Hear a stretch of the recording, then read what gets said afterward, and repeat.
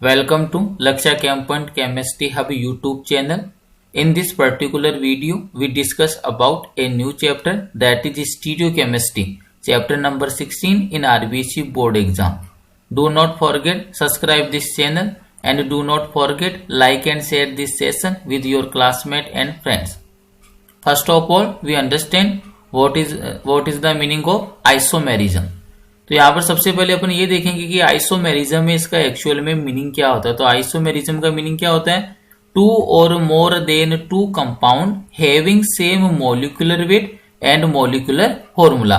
Meaning आपके पास ऐसी कोई भी टू कंपाउंड जिनका मॉलिक्यूलर वेट क्या हो, इक्वल हो, और उनका मॉलिक्यूलर फॉर्मूला क्या हो, सेम हो, तो अपन उसको कौन सा फिनोमिना यूज करते हैं? आइसोमेरिज्म। क्लियर है? अब नेक्स्ट थिंग आती है कि यहाँ पर जो आइसोमेरिज्म है वो कितने टाइप की होती है। तो यहाँ पर आपको मेंशन कर रखा है मैंने फ्लो चार्ट के थ्रू। तो यहाँ पर आइसोमेरिज्म है, अपन उसको मेनली टू कैटेगरी के अंदर डिवाइड करती है।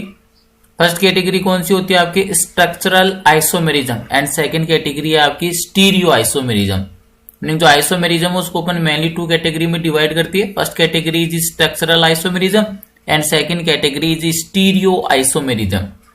स्ट्रक्चरल जो आइसोमेरिज्म है ये वाला पार्ट आप 11th क्लास के अंदर स्टडी करके आती हो। स्ट्रक्चरल जो आइसोमेरिज्म है उसको फर्दर डिवाइड करते हैं अपन 5 सब कैटेगरी में, और वो 5 सब कैटेगरी कौन कौन सी है? फर्स्ट कैटेगरी होती है चेन आइसोमेरिज्म। चेन आइसोमेरिज्म को आप कैसे आइडेंटिफाई करते हो? क्योंकि जो भी आपका मॉलिक्यूल है उसका जो स्केलेटन है वो चेंज हो जाता है, तो वहां पर कौन सी आइसोमेरिज्म होती है? स्ट्रक्चरल आइसोमेरिज्म में चेन आइसोमेरिज्म। नेक्स्ट है फिर पोजीशन आइसोमेरिज्म। पोजीशन आइसोमेरिज्म के अंदर जो भी आपका सब्स्टिट्यूएंट ग्रुप है उनकी पोजीशंस क्या हो जाती है? चेंज हो जाती है, तो उसको बोलते हैं अपन पोजीशन आइसोमेरिज्म। नेक्स्ट है फिर फंक्शनल आइसोमेरिज्म। इस फंक्शनल आइसोमेरिज्म में क्या होता है? One functional group convert in another functional group. Meaning जो एक फंक्शनल ग्रुप है वो अदर फंक्शनल ग्रुप में क्या होता है? कन्वर्ट हो जाता है, तो वहां पर कौन सी आइसोमेरिज्म होती है? Functional isomerism. नेक्स्ट है मेटामेरिज्म। मेटामेरिज्म में क्या होता है कि मेटामेरिज्म के अंदर जो भी आपका एल्काइल ग्रुप है वो डिफरेंट टाइप के फंक्शनल ग्रुप से अटैच हो जाता है। जैसे अपन बात करें मेटामेरिज्म का बेस्ट एग्जांपल कौन सा होता है? Keto enol tautomerism. Keto enol metamerism, meaning जो कीटो ग्रुप है वो किस में कन्वर्ट हो जाता है? आपके इनोल में कन्वर्ट हो जाता है, तो इसको अपन क्या बोलते हैं? मेटामेरिज्म। मीनिंग जो एल्काइल ग्रुप है वो डिफरेंट टाइप के फंक्शनल ग्रुप से अटैच हो जाए तब अपन उसको क्या बोलते हैं? मेटामेरिज्म बोलते हैं।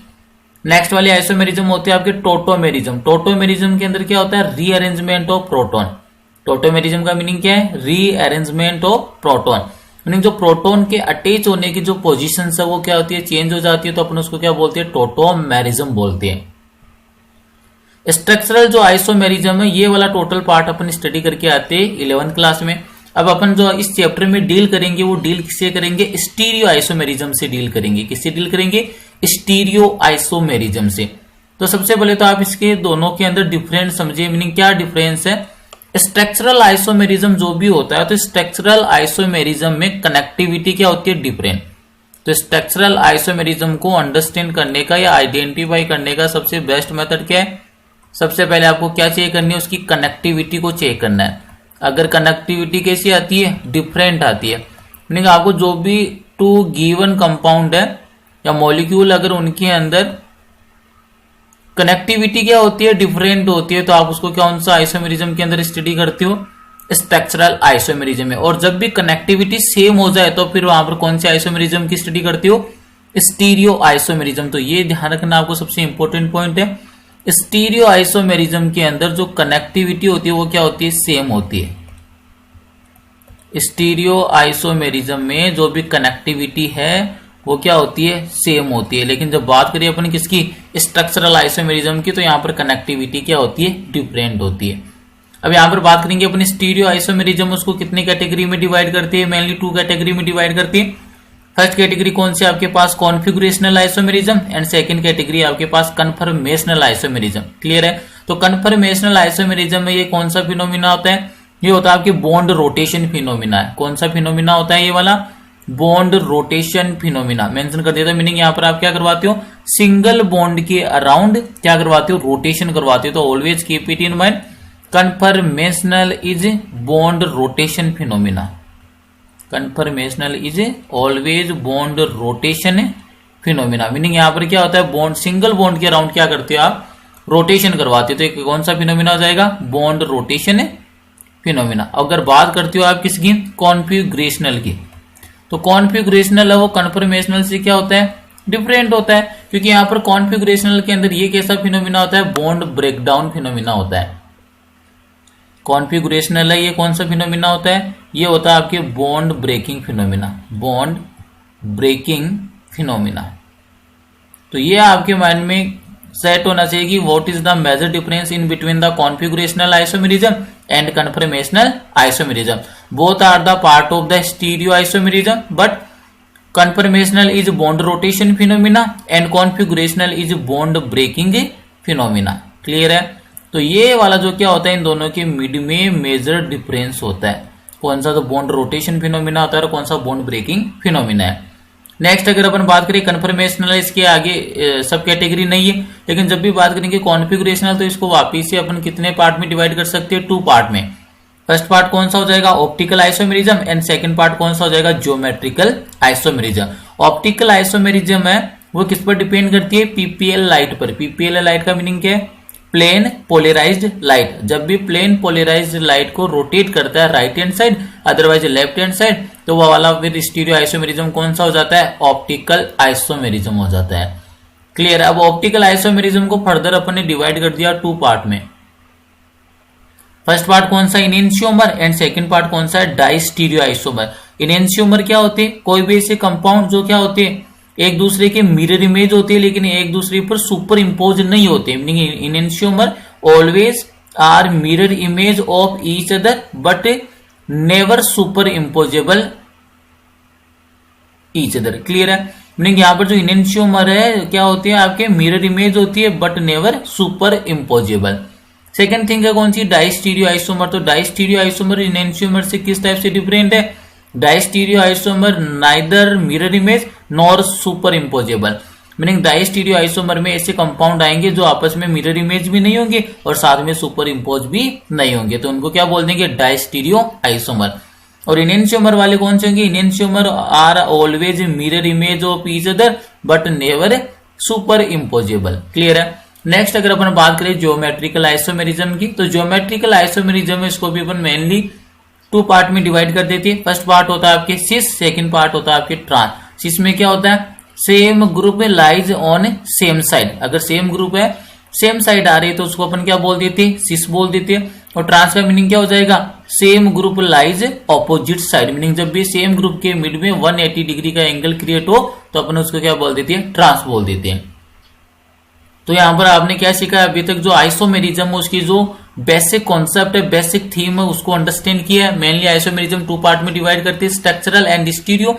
स्ट्रक्चरल आइसोमेरिज्म को कैसे आप आइडेंटिफाई करोगे, कनेक्टिविटी क्या होगी उनमें डिफरेंट होगी। अगर कनेक्टिविटी डिफरेंट हो तो अगर उसके स्केलेटन में चेंज हो रहा है तो चेन आइसोमेरिज्म, सब्स्टिट्यूएंट ग्रुप की पोजीशन में चेंज हो रहा है तो उसको position isomerism, one functional group second functional group में कन्वर्ट हो रहा है तो आप उसको बोल देंगे फंक्शनल आइसोमेरिज्म। इसी टाइप से जो आपका 1 एल्काइल ग्रुप है वो डिफरेंट फंक्शनल ग्रुप से अटैच हो जाए तो आप उसको क्या बोल दोगे, मेटामेरिज्म। और इसका एग्जांपल कौन सा है, कीटो इनोल मेटामेरिज्म। नेक्स्ट वाला होता है टोटोमेरिज्म। टोटोमेरिज्म का मीनिंग क्या होता है, rearrangement of proton. Meaning proton का क्या होता है, रीअरेंजमेंट होता है। मीनिंग प्रोटोन की पोजीशन अगर चेंज हो जाती है तो आप उसको क्या बोलते हो, टोटोमेरिज्म। देन अपन ने फिर बात की स्टीरियो आइसोमेरिज्म। तो स्टीरियो आइसोमेरिज्म में क्या होता है, कनेक्टिविटी क्या होता है, सेम। मीनिंग जो बॉन्डिंग का मैनर है वो क्या रहता है, सेम रहता है। तो फिर चेंज किस में होता है, the spatial arrangement of the atom and group of atoms in 3D। Clear है। मीनिंग जहां पर आप 3D के अंदर जो एटम्स और ग्रुप का जो अरेंजमेंट होता है, स्पेशल अरेंजमेंट, वो क्या होता है, डिफरेंट होता है। तो आप उसको क्या बोलते हो, स्टीरियो आइसोमेरिज्म बोलते हो। फर्दर डिवाइड किया 2 पार्ट में। First part is configurational, second is conformational. Conformational is bond rotation phenomena, where as configurational is bond breaking phenomena. Then configuration are also divided in 2 categories. First is optical isomerism and second is geometrical isomerism. Optical isomerism having 2 subcategories. First is enantiomer, second is distereo isomer. Enantiomers are mirror image of each other but never superimposable. Distereo isomer are neither mirror image nor superimposable. Geometrical isomerism को आपने further divide किया 2 part में, first is cis and second is trans. Cis में क्या आपको ध्यान रखना है कि same group lies on same side, then cis, same group lies on opposite side, then trans. Clear है। तो अब यहां से अपन चैप्टर की स्टार्टिंग करते हैं। सबसे पहले अपन डिफाइन करेंगे स्टीरियो आइसोमेरिज्म को। सबसे पहले किसको डिफाइन करेंगे? स्टीरियो आइसोमेरिज्म को। तो यहां पर देखिए फर्स्ट थिंग क्या है? Structural isomerism. अभी मैंने बोला स्ट्रक्चरल आइसोमेरिज्म में क्या होती है? कनेक्टिविटी क्या होती है? डिफरेंट होती है। तो यहां पर देखिए स्ट्रक्चरल आइसोमेरिज्म के लिए, इन structural isomerism the position of various atoms in the molecules are different so that they show different physical as well as chemical properties। Connectivity का मीनिंग आपको देखो अंडरस्टैंड करवाता हूं मैं यहां पर। जैसे आपके पास ये वाला मॉलिक्यूल है ethanol, CH3 CH2 then OH, इसको क्या बोलते हो आप? इथेनॉल बोलते हो। ये हो गया आपका इथेनॉल। क्लियर है। यहां पर अगर आप कनेक्टिविटी की बात करो तो CH3 ग्रुप से कौन अटैच है? CH2। और CH2 ग्रुप से कौन अटैच है? Hydroxyl group. मीनिंग कौन सा फंक्शनल ग्रुप है? Alcoholic functional group. अब यहां पर अगर आप इसको कन्वर्ट कर दो तो देखो यहां पर क्या किसमें कन्वर्ट हो सकता है? CH3 single bond oxygen then CH3। Isomerism के लिए फर्स्ट कंडीशन क्या होती है? मोलिकुलर फॉर्मूला, मोलिकुलर वेट क्या होता है? सेम होता है। तो अगर मैं यहां पर इसकी बात करूं मोलिकुलर फॉर्मूला की, तो इसका मॉलिक्यूलर फॉर्मूला कैसे राइट डाउन कर सकते हो? कार्बन का नंबर कितना है? 2, तो ये मैंने मेंशन कर दिया C2। हाइड्रोजन का नंबर कितना है? 3, 3 और 6, तो हाइड्रोजन का नंबर कितना आ गया? 6 आ गया। और ऑक्सीजन का नंबर कितना है? 1, तो मैंने यहाँ पर मेंशन कर दिया C2H6O। ये किसका फॉर्मूला हो गया? आपके डाई मिथाइल ईथर। इसको क्या बोलते हो आप? डाई मिथाइल ईथर बोलते हो। डाई मिथाइल ईथर, ये फॉर्मूला होता है आपके CH3O CH3 का। यहां पर बात करते हैं आप अगर आप इथेनॉल की, तो इथेनॉल के अंदर देखिए इसका अगर मोलिकुलर फॉर्मूला आप राइट डाउन करते हो तो कितना कार्बन है इथेनॉल में? 1, 2, मीनिंग कार्बन का नंबर कितना आया? 2। देन हाइड्रोजन को काउंट करो 3, 2, 5 एंड 1, 6, मीनिंग हाइड्रोजन का नंबर कितना आया? 6। और इसी टाइप से ऑक्सीजन, ऑक्सीजन का नंबर कितना है? 1। तो आप क्या देख रहे हो कि चाहे से आपके पास इथेनॉल हो अदरवाइज डाई मिथाइल ईथर हो, दोनों का जो मोलिकुलर फॉर्मूला क्या है? सेम। अगर मोलिकुलर फॉर्मूला सेम हो तो यहाँ से मोलिकुलर वेट भी क्या आएगा? सेम। नहीं, यहाँ पर क्या कौन सा फिनोमिना एग्जिस्ट करेगा? आइसोमेरिज्म एग्जिस्ट करेगा। अब आपको ये अंडरस्टैंड करना है कि आइसोमेरिज्म में कौन सा वाला पार्ट होगा। मीनिंग ये स्ट्रक्चरल आइसोमेरिज्म है, अदरवाइज कौन सा होगा? स्टीरियो आइसोमेरिज्म होगा। तो मैंने अभी देखो स्टार्टिंग में आपको क्लियर किया था। स्ट्रक्चरल आइसोमेरिज्म में क्या होता है? कनेक्टिविटी डिफरेंट होता है, जबकि स्ट्रक्चरल आइसोमेरिज्म में तो क्या डिफरेंट है? कनेक्टिविटी डिफरेंट है। और स्टीरियो आइसोमेरिज्म में क्या होता है? कनेक्टिविटी सेम होता है। तो यहां पर जब भी आपने इन दोनों मॉलिक्यूल को कंसीडर किया इथेनॉल एंड ईथर, तो यहां पर कनेक्टिविटी को चेक कीजिए। तो कनेक्टिविटी अगर मैं यहां पर चेक करता हूं तो इथेनॉल के अंदर क्या है? CH3 से बॉन्डेड CH2 और CH2 से बॉन्डेड है OH। जबकि बात करूं मैं डाई मिथाइल ईथर में तो CH3 फिर कौन है? Single bond oxygen then single bond CH3। तो इन दोनों की कनेक्टिविटी क्या होगी? ये डिफरेंट है। क्यों? क्योंकि यहाँ पर CH3 से कौन बॉन्डेड था? CH2, लेकिन यहाँ पर CH3 से कौन बॉन्डेड है? ऑक्सीजन। तो यहाँ पर कनेक्टिविटी डिफरेंट है। नहीं, ये कौन सा पार्ट होगा? आपके स्ट्रक्चरल आइसोमेरिज्म है। ये दोनों एग्जाम्पल किसके होंगे? आपके स्ट्रक्चरल आइसोमेरिज्म। और स्ट्रक्चरल आइसोमेरिज्म में भी अगर आप डीपली यहाँ पर जाती है तो देखो 5 टाइप की होती है। तो इनमें से कौन सी है? तो यहाँ पर कौन सी आइसोमेरिज्म होगी? Functional isomerism. क्यों? क्योंकि जो एल्कोहलिक फंक्शनल ग्रुप था इसको क्या बोलते हो? एल्कोहल। क्लियर है। तो एल्कोहलिक जो फंक्शनल ग्रुप है वो किसमें कन्वर्ट हो गया? ईथर में कन्वर्ट हो गया। तो यहाँ पर 1 फंक्शनल ग्रुप कन्वर्ट हो रहा है सेकंड वाले में, तो अपन इसको क्या बोलेंगे? Functional isomerism. क्लियर है। तो आपको ये ध्यान रखना, जो एल्कोहल और जो ईथर होते हैं वो दोनों क्या होते हैं? स्ट्रक्चरल आइसोमेरिज्म है। कौन से आइसोमेरिज्म है? स्ट्रक्चरल आइसोमेरिज्म है। और स्ट्रक्चरल में भी कौन से होते हैं? आपके फंक्शनल होते हैं। कौन से होते हैं? फंक्शनल होते हैं। तो ये ध्यान रखना, आपको कनेक्टिविटी का मीनिंग समझाना था मेरे को। क्लियर है। सेकंड थिंग करेंगे, अगर यहां पर फंक्शनल ग्रुप ही चेंज हो गया, कनेक्टिविटी चेंज हो गई एटम्स की, तो यहां पर क्या हो जाएगी? इसकी जो केमिकल और फिजिकल जो प्रॉपर्टीज है वो भी क्या रहेंगे? डिफरेंट रहेंगे। तो यही पर मेंशन किया है। In structural isomerism, the position of various atoms in the molecules are different so that they show different physical as well as chemical properties. Clear है। सेकेंड, अब अपन यहाँ पर किसकी बात करेंगे? आप स्टीरियो आइसोमेरिज्म की। On the other hand, the compounds having identical molecular and structural formula अब यहाँ पर देखिए आइडेंटिकल बोल दिया इन मीनिंग मॉलिक्यूलर वेट भी सेम रहेगा, मॉलिक्यूलर फॉर्मूला सेम रहेगा और साथ में स्ट्रक्चरल फॉर्मूला भी सेम रहेगा। मीनिंग क्या, कनेक्टिविटी क्या रहेगी, सेम रहेगी। As well as the identical positions of bonds, और जो कनेक्टिविटी है मीनिंग बॉन्ड्स भी क्या रहेंगे, सेम रहेंगे। But differs only in spatial arrangement of the atoms in molecule। Clear है, मीनिंग यहाँ पर चेंज क्या होगा स्टीरियो के अंदर, मॉलिक्यूलर फॉर्मूला सेम रहेगा, मॉलिक्यूलर वेट सेम रहेगा, स्ट्रक्चरल फॉर्मूला सेम रहेगा, कनेक्टिविटी सेम रहेगी, जो भी आपके बॉन्ड है उनकी पोजीशन क्या रहेगी, आइडेंटिकल रहेगी। लेकिन चेंज किसमें होगा, spatial arrangement of atoms in molecule, meaning जो मॉलिक्यूल में जो एटम्स है उनका क्या होगा, डिफरेंट टाइप का स्पेशियल अरेंजमेंट होगा। Are known as stereo isomer, और इनको आप क्या बोलेंगे, स्टीरियो आइसोमर्स बोलेंगे। And this phenomena is known as stereo isomerism, और इस फिनोमिना को अपन क्या बोल देंगे, stereo isomerism.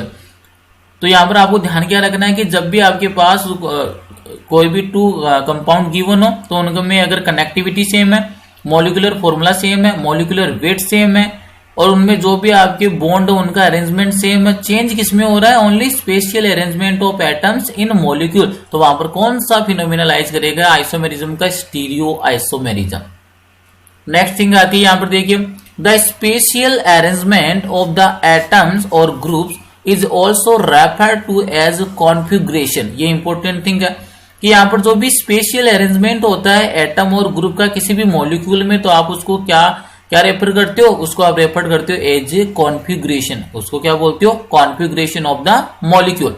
And this we can say that the stereoisomers have the same structural formula but different configuration, क्योंकि स्टीरियो आइसोमर में mainly different किसमें होता है, differ in the spatial arrangement of the atom और group of atoms in the molecule. Clear है, तो यहां पर अपन ये बोल सकते हैं कि जो भी स्टीरियो आइसोमेरिज्म होता है उसका कॉन्फ़िगरेशन क्या होता है, चेंज होता है। अब यहाँ पर टू थिंग्स आती है, एक तो कन्फर्मेशन, सेकंड वाला कौन सा आता है, कॉन्फ़िगरेशन। मैंने पहले ही क्लियर कर दिया है कॉन्फ़िगरेशन और कन्फर्मेशनल का मीनिंग क्या है। कन्फर्मेशनल ऑलवेज क्या होता है, बॉन्ड रोटेशन फिनोमिना, मीनिंग यहाँ पर क्या है, सिंगल बॉन्ड के अराउंड रोटेशन क्रिएट करके और न्यू मॉलिक्यूल्स वो क्या किए जाते हैं, जनरेट किए जाते हैं। मीनिंग क्या बोल रहा हूँ, कन्फर्मेशनल के अंदर bond rotation phenomena, meaning single bond के अराउंड रोटेशन किया जाती है, उन रोटेशन से जो न्यू आइसोमर्स है उसको क्या किया जाता है, जनरेट किया जाता है। और कॉन्फिगरेशनल की बात करें तो यही वाला कैसा फिनोमिना है, बॉन्ड ब्रेकिंग फिनोमिना। नहीं, यहाँ पर आपको केमिकल बॉन्ड का फॉर्मेशन करना पड़ेगा या फिर केमिकल बॉन्ड को ब्रेक डाउन करना पड़ेगा, तभी आपको यहाँ पर कौन सा फिनोमिना आएगा, कॉन्फिगरेशनल फिनोमिना आएगा। तो यहां पर देखिए दोनों के अंदर डिफरेंस देख लेते हैं अपन। कन्फर्मेशन का मीनिंग क्या है, conformation is the set of possible shapes of molecule can have by means of rotation about single bond only. Meaning आपको रोटेशन करना है, लेकिन रोटेशन किसके अराउंड करना है, ओनली सिंगल बॉन्ड के अराउंड क्या करना है, रोटेशन करना है। तो वहां पर क्या किसका फॉर्मेशन हो जाएगा, कन्फर्मेशन का फॉर्मेशन हो जाएगा। बात करें अगर अपन कॉन्फिगरेशनल की, configuration is the relative position of atoms. Configuration is the relative position of atoms in a molecule that can be changed exclusively by cleaving and forming new chemical bond. Meaning configuration क्या होता है, relative position होती है किसकी, atoms की molecule में। जो भी मॉलिक्यूल है उसमें जो एटम्स है उसकी जो रिलेटिव जो पोजीशन होती है उन्हीं को आप क्या बोलते हो, कॉन्फ़िगरेशन बोलते हैं। और कॉन्फ़िगरेशन आप कैसे चेंज कर सकते हो, या तो आपको बॉन्ड को क्या करना पड़ेगा, क्लीव करना पड़ेगा, नहीं या तो बॉन्ड को ब्रेकिंग करना पड़ेगा, अदरवाइज आपको क्या करना पड़ेगा, न्यू केमिकल बॉन्ड का फॉर्मेशन करना पड़ेगा। तो ये बेसिक डिफरेंस होता है कन्फर्मेशन एंड कॉन्फ़िगरेशन में। क्लियर है। नेक्स्ट यहां से इंपॉर्टेंट थिंग आती है, ये वाला जो आपके क्वेश्चंस है वो आरबीसी बोर्ड एग्जाम और सीबीएसई बोर्ड एग्जाम दोनों के अंदर काफी टाइम पूछा गया है। क्लियर है। डायरेक्ट प्रॉब्लम क्या आती है, write down any for difference in between the confirmation and configuration. Configuration और कन्फर्मेशन के अंदर आपको डिफरेंट आनी चाहिए, दोनों में क्या डिफरेंस है। तो ये वाला जो क्वेश्चन है वो बड़ा इंपॉर्टेंट है, आरबीसी और सीबीएसई बोर्ड एग्जाम दोनों के अंदर काफी टाइम पूछा गया है। क्लियर है। तो अपन देखते हैं यहाँ पर डिफरेंस है वो किस टाइप से आपको लर्न करने। सबसे पहले अगर अपन बात करें किसकी, कन्फर्मेशन की, तो कन्फर्मेशन कैसे होती है, ऑलवेज नॉन आयोनाइजेबल। जो कन्फर्मेशन है वो ऑलवेज कैसी होती है, नॉन आयोनाइजेबल। जबकि बात करते हो आप किसकी कॉन्फ़िगरेशन, तो कॉन्फ़िगरेशनल ऑलवेज कैसी होती है, आयोनाइजेबल। तो फर्स्ट डिफरेंस तो ये हो गया, इनके अंदर जो मेजर डिफरेंस है क्या हो जाएगा, conformations are always non ionizable where as configurational are always ionizable. Meaning configurational तो आयोनाइज, आप उसको आयोनाइज कर सकते हो, लेकिन कन्फर्मेशन को आप आयोनाइज नहीं कर सकते। सेकंड देखेंगे, जो भी कन्फर्मेशन है उस वो क्या होते हैं, conformers are easily convertible. Meaning उनको आप इजिली क्या कर सकते हो, कन्वर्ट कर सकते हो। और कन्वर्ट क्यों कर सकते हो, इसके पीछे लॉजिक है, क्योंकि कन्फर्मेशन में आप क्या करवाते हो, रोटेशन करवाते हो, किसके अराउंड, सिंगल बॉन्ड के अराउंड, और डिफरेंट टाइप के आइसोमर को क्या करते हो, जनरेट करते हो। तो ये आपको ध्यान रखना है कि कन्फर्मर्स है उनको आप क्या कर सकते हो, इजीली कन्वर्ट कर सकते हो। वो कैसे होते हैं, इजीली कन्वर्टिबल होते हैं at room temperature. Room temperature पर इजीली क्या हो जाती है, कन्वर्ट हो जाती है। जबकि बात करते हो आप किसकी, कॉन्फ़िगरेशन की, configurations are not easily convertible. Meaning आप कॉन्फ़िगरेशनल को इजीली कन्वर्टिबल नहीं कर सकते। क्यों, क्योंकि यहां पर तो बॉन्ड ब्रेकिंग फिनोमिना का यूज होता है। मीनिंग आपको बॉन्ड को क्लीव करना पड़ेगा और न्यू केमिकल बॉन्ड का फॉर्मेशन करना पड़ेगा। इसके लिए आपको एनर्जी की रिक्वायरमेंट है। तो ये रूम टेम्परेचर पर जो कॉन्फ़िगरेशनल है वो इजीली कन्वर्टिबल नहीं होते। जबकि जो कन्फर्मेशन है वहां पर आप सिंगल बॉन्ड के अराउंड क्या करवाते हो, रोटेशन करवाते हो। तो रूम टेम्परेचर पर इनका एनर्जी जो बैरियर है वो क्या होता है, लो होता है। तो ये क्या हो जाती है, इजीली कन्वर्टिबल है। नेक्स्ट वाला डिफरेंस देखिए इनके अंदर, conformers have low energy barrier. ये वाला स्टेटमेंट आप इससे रिलेट कर सकते हो इजीली कन्वर्टिबल से। क्यों, क्योंकि जब इजीली कन्वर्ट हो रही है, वन आइसोमर है वो सेकंड कन्फर्मेशन में कन्वर्ट हो रहा है। मीनिंग क्या, उनके मिड में जो एनर्जी गैप है वो क्या होता है, लोअर होता है। तो conformers have low energy barrier, और उस एनर्जी बैरियर की जो वैल्यू आपको ध्यान रखनी है 4 to 46 किलो जूल पर मोल। मीनिंग जो वन कन्फर्मर्स को सेकंड कन्फर्मर्स में आपको कन्वर्ट करना है, तो उसके मिड में जो एनर्जी बैरियर है वो कितना होता है, 4 to 46 किलो जूल पर मोल। लेकिन जब बात करते हैं आप कॉन्फ़िगरेशनल की, तो आपने पहले क्लियर कर दिया कि configurations are not easily convertible. Meaning आप इसको इजीली वन फॉर्म से सेकंड आइसोमर में कन्वर्ट नहीं कर सकते। इसका मीनिंग क्या, इनके मिड में जो एनर्जी गैप क्या होता है, वो हाई होता है। तो ये देखिए यही स्टेटमेंट मेंशन किया है, configurations have more energy barrier. Configuration में क्या होता है, एनर्जी बैरियर की वैल्यू क्या होती है, मोर होती है। और कितनी होती है, ग्रेटर देन 84 किलो जूल पर मोल। नहीं, यहाँ पर जो एनर्जी बैरियर है उसकी वैल्यू कितनी होती है, 84 किलो जूल पर मोल से ग्रेटर होती है।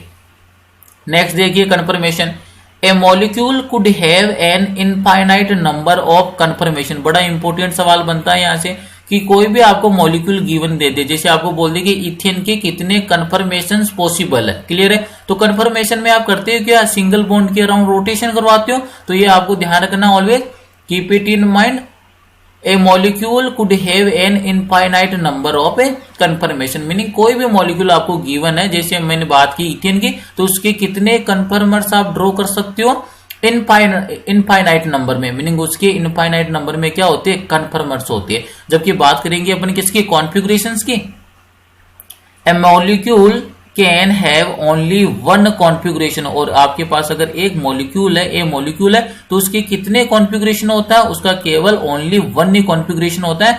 बट आपके पास जो वन मॉलिक्यूल है उसके कितने कन्फर्मेशन आप ड्रॉ कर सकते हो, इनफाइनाइट। तो ये भी सबसे इंपॉर्टेंट डिफरेंस होता है, इसको स्टार मेंशन कर देता हूं मैं, क्लियर है। तो ये आपको ध्यान रखना, अगर आपके पास वन मॉलिक्यूल है तो उसके कितने कन्फर्मेशन होते हैं, इनफाइनाइट कन्फर्मर्स होते हैं। लेकिन कॉन्फ़िगरेशन की बात करें तो वन मॉलिक्यूल का कितना कॉन्फ़िगरेशन होता है, ओनली वन कॉन्फ़िगरेशन होता है। लास्ट वाला देखिए, ये अपन पहले डिस्कस कर चुके हैं। कन्फर्मेशन का मीनिंग कौन सा फिनोमिना होता है, बॉन्ड रोटेशन फिनोमिना। और बॉन्ड का रोटेशन किसके अराउंड कराते हो, अराउंड द सिंगल बॉन्ड। तो कन्फर्मेशन क्या हो गया, बॉन्ड रोटेशन फिनोमिना है। Where configuration is bond breaking phenomena. Meaning या तो आपको जो केमिकल बॉन्ड उसको क्लीव करना पड़ेगा, मीनिंग उसको ब्रेक डाउन करना पड़ेगा, अदरवाइज आपको न्यू केमिकल बॉन्ड का फॉर्मेशन करना होगा। तो ये मेजर डिफरेंस है इन between the confirmation and configuration. यहां से सवाल जरूर बनता है आपके बोर्ड एग्जाम में, तो इसका स्पेशली ध्यान रखना है। यहाँ पर आपको मैंने 5 जो इनके अंदर डिफरेंस है वो मेंशन कर दिए, ये आपको लर्न करना है, क्लियर है। कन्फर्मेशन का ध्यान रखना है, नॉन आयोनाइजेबल है, इजीली कन्वर्टेबल है एट रूम टेम्परेचर। और इजीली कन्वर्टेबल होने के पीछे लॉजिक क्या है, क्योंकि इनके मिड में क्या होता है, लो एनर्जी बैरियर होता है। वैल्यू क्या होती है, 4 to 46 किलो जूल पर मोल होती है। और किसी भी मॉलिक्यूल के जो भी आपको गिवन मॉलिक्यूल है मीनिंग वन मॉलिक्यूल के कितने कन्फर्मेशन हो सकते हैं, इनफाइनाइट नंबर में क्या हो सकता है उसकी कन्फर्मेशन हो सकती है। और कैसा फिनोमिना होता है, बॉन्ड रोटेशन फिनोमिना होता है। बात करिए अगर आप कॉन्फ़िगरेशन की तो ये कैसे होती है, पहली बात तो आयोनाइजेबल होती है मीनिंग इनको आप क्या कर सकते हो, आयोनाइज कर सकते हो। सेकंड वाला क्या होता है, ये इजीली इंटर कन्वर्टेबल नहीं होते एट रूम टेम्परेचर पर। क्यों, क्योंकि इनके मिड में एनर्जी गैप क्या होता है, मोर एनर्जी गैप होता है या मोर एनर्जी बैरियर होता है, जिसकी वैल्यू कितनी होती है, ग्रेटर देन 84 किलो जूल पर मोल होती है। नेक्स्ट वाली थिंग, वन मॉलिक्यूल है उसकी कितने कॉन्फ़िगरेशन हो सकते हैं, उसका ओनली वन ही कॉन्फ़िगरेशन होगा, ये ध्यान रखना है। कितना कॉन्फ़िगरेशन होगा, ओनली वन कॉन्फ़िगरेशन। और नेक्स्ट वाला कैसा फिनोमिना है, बॉन्ड ब्रेकिंग फिनोमिना है। अब नेक्स्ट अपन बात करेंगे जियोमेट्रिकल आइसोमेरिज्म की।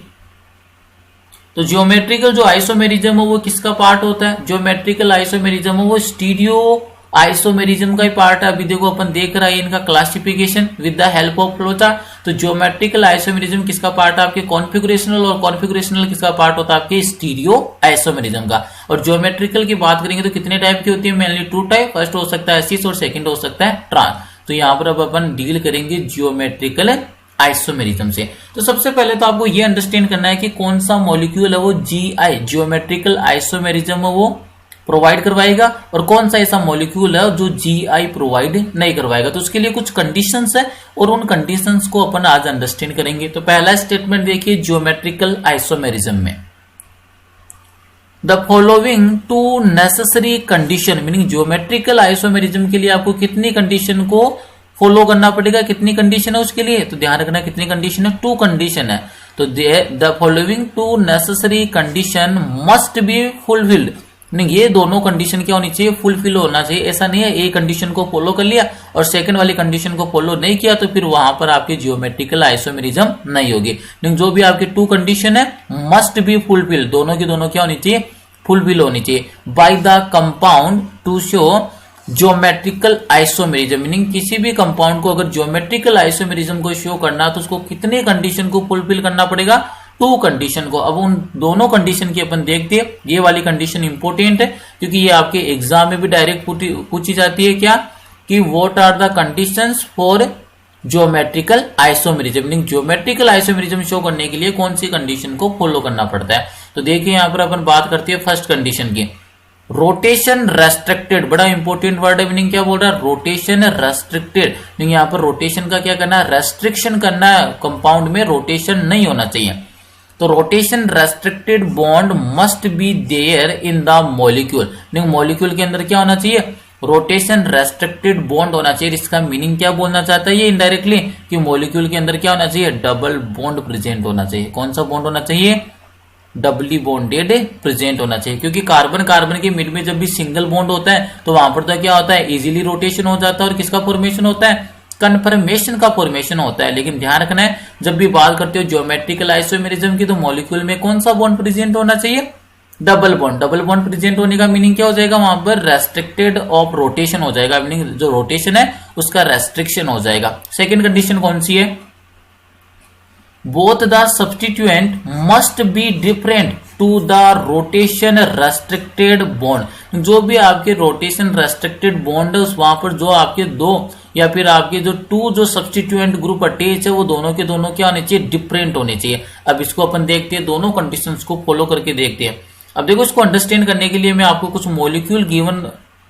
कुछ मॉलिक्यूल्स प्रोवाइड करवाता हूं और आपको ये बताना है कि कौन सा मॉलिक्यूल है वो जीआई या ज्योमेट्रिकल आइसोमेरिज्म शो करेगा और कौन सा नहीं करेगा। तो आइए पहला मॉलिक्यूल मैं कंसीडर करता हूं, ये कार्बन, सिंगल बॉन्ड कार्बन, इस कार्बन से अटैच आपका Cl, इस कार्बन से अटैच आपका H हाइड्रोजन, और इस वाले कार्बन पर मैंने अटैच कर दिया है क्लोरीन, और इस वाले कार्बन पर अटैच कर दिया है हाइड्रोजन। यहाँ पर क्या आ जाएगा, वापिस से हाइड्रोजन, और यहाँ पर क्या आ गया, हाइड्रोजन। और आपसे ये पूछ लिया कि ये वाला मॉलिक्यूल है वो जीआई प्रोवाइड करवाएगा या नहीं करवाएगा। तो देखो जीआई प्रोवाइड करने के लिए या जीआई शो करने के लिए, ज्योमेट्रिकल आइसोमेरिज्म को शो करने के लिए कितनी कंडीशन को फुलफिल करना पड़ेगा, टू कंडीशन। तो सबसे पहले फर्स्ट जो कंडीशन है उसको चेक कीजिए, क्या होना चाहिए, रोटेशन रेस्ट्रिक्टेड बॉन्ड। और रोटेशन रेस्ट्रिक्टेड बॉन्ड का मीनिंग क्या है, या तो डबल बॉन्ड या ट्रिपल बॉन्ड क्या होना चाहिए, प्रेजेंट होना चाहिए। तो कौन सा मेनली अपन कौन सा देखते हैं, डबल बॉन्ड। तो जब भी आपने इस मॉलिक्यूल को कंसीडर किया तो इस वाले मॉलिक्यूल में डबल बॉन्ड है ही नहीं, मीनिंग कार्बन कार्बन के मिड में कौन सा बॉन्ड है, सिंगल बॉन्ड। और जब भी सिंगल बॉन्ड आएगा कार्बन कार्बन के मिड में, तो वहां पर तो क्या हो जाता है, रोटेशन हो जाता है, वहां पर क्या हो जाता है, रोटेशन हो जाएगा। तो मीनिंग यहाँ पर क्या रेस्ट्रिक्शन ऑफ रोटेशन है क्या, नहीं है। तो जब पहली कंडीशन ही फॉलो नहीं किया तो ये वाला जो कंपाउंड है आपके जीआई शो नहीं करेगा। जीआई का मीनिंग क्या है, ज्योमेट्रिकल आइसोमेरिज्म को क्या नहीं करेगा, शो नहीं करेगा। सेकंड मॉलिक्यूल देखिए, ये लीजिए second molecule, carbon double bond carbon, इधर अटैच कर दिया मैंने हाइड्रोजन, इधर भी अटैच कर दिया हाइड्रोजन, और इस साइड अटैच कर रखा है एक तो हाइड्रोजन, और सेकंड वाला कौन अटैच कर दिया, क्लोरीन। और इस वाले मॉलिक्यूल के लिए बताना है कि ये वाला जो मॉलिक्यूल है वो जीआई शो करेगा या नहीं करेगा। कितनी कंडीशन को फॉलो करता है, 2 कंडीशन। पहली कंडीशन देखिए, रोटेशन रेस्ट्रिक्टेड बॉन्ड, मीनिंग क्या होना चाहिए, डबल बॉन्ड। तो पहली बात तो कार्बन कार्बन के मिड में क्या गया, डबल बॉन्ड, मीनिंग जो फर्स्ट कंडीशन है उसको तो क्या कर लिया, फॉलो कर लिया। लेकिन जीआई के लिए दोनों कंडीशन क्या होनी चाहिए, फुलफिल्ड होनी चाहिए। सेकंड कंडीशन क्या है, both the substituent must be different to the rotation restricted bond. Meaning यहाँ पर रोटेशन रेस्ट्रिक्टेड कौन से बॉन्ड के थ्रू हुआ है, डबल बॉन्ड के through, meaning carbon carbon double bond के थ्रू। तो यहाँ पर इस वाले कार्बन पर जो भी सब्स्टिट्यूएंट ग्रुप अटैच है वो बोथ क्या होने चाहिए, डिफरेंट होने चाहिए, तभी क्या शो करेगा, जीआई को शो करेगा, मीनिंग ज्योमेट्रिकल आइसोमेरिज्म को शो करेगा। तो यहाँ पर देखिए ये वाला रेस्ट्रिक्टेड बॉन्ड हो गया, मीनिंग ये वाला कार्बन, यहाँ पर सब्स्टिट्यूएंट ग्रुप कौन अटैच है, हाइड्रोजन, और सेकंड वाला भी कौन सा आ गया, हाइड्रोजन, मीनिंग दोनों क्या आ गए, सेम आ गए। जीआई के लिए दोनों क्या आने चाहिए, डिफरेंट ग्रुप आने चाहिए। तो ये वाला जीआई शो नहीं करेगा। तो ये ध्यान रखना आपको, दोनों कंडीशन एक साथ फॉलो होनी चाहिए, तो ये वाला जीआई शो नहीं करेगा। क्लियर है।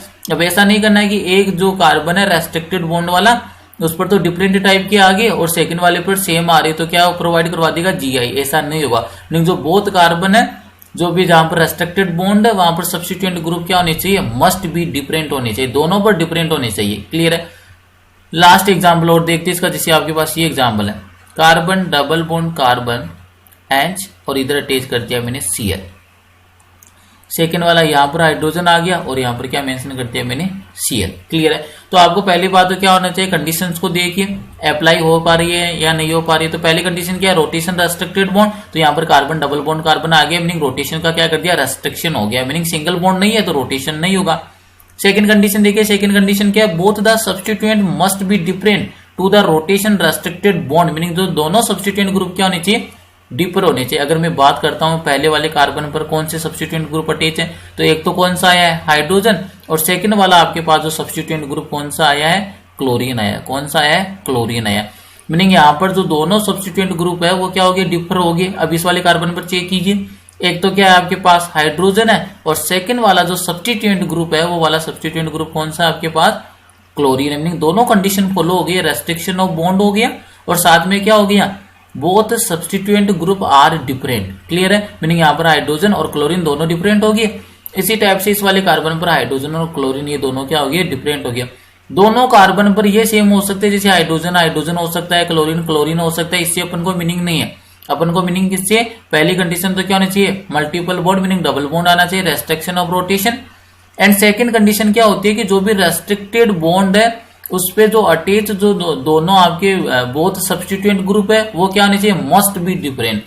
मीनिंग इस वाले कार्बन पर सेम नहीं होनी चाहिए, ये ध्यान रखना आपको। तो इस वाले कार्बन पर हाइड्रोजन और क्लोरीन दोनों डिफरेंट है, और इस वाले कार्बन पर हाइड्रोजन और क्लोरीन ये भी क्या हो गया, दोनों डिफरेंट हो गए। तो ये वाला जो कंपाउंड है वो क्या शो करेगा आपके पास, जीआई क्या करेगा, शो करेगा। मीनिंग ज्योमेट्रिकल आइसोमेरिज्म को क्या करेगा, वो शो करेगा। क्लियर है। दोनों कार्बन पर सेम हो सकते हैं, मीनिंग क्या है, जैसे इस वाले कार्बन पर हाइड्रोजन आ गया तो इस वाले पर हाइड्रोजन आ भी सकता है। क्लियर है। इसी टाइप से अगर इस वाले पर भी क्लोरीन आ गया तो इस पर भी क्लोरीन आ सकता है। क्लियर है। लेकिन एक ही कार्बन पर जो आपके बोथ सब्स्टिट्यूएंट ग्रुप है वो सेम नहीं होनी चाहिए, वो क्या होनी चाहिए, डिफरेंट होनी चाहिए। क्लियर है। तो आज का लेक्चर यहीं पर फिनिश करते हैं। वीडियो को लाइक करना है, कमेंट करना है, और ज्यादा से ज्यादा अपने क्लासमेट और फ्रेंड्स के साथ शेयर करना है। Thank you.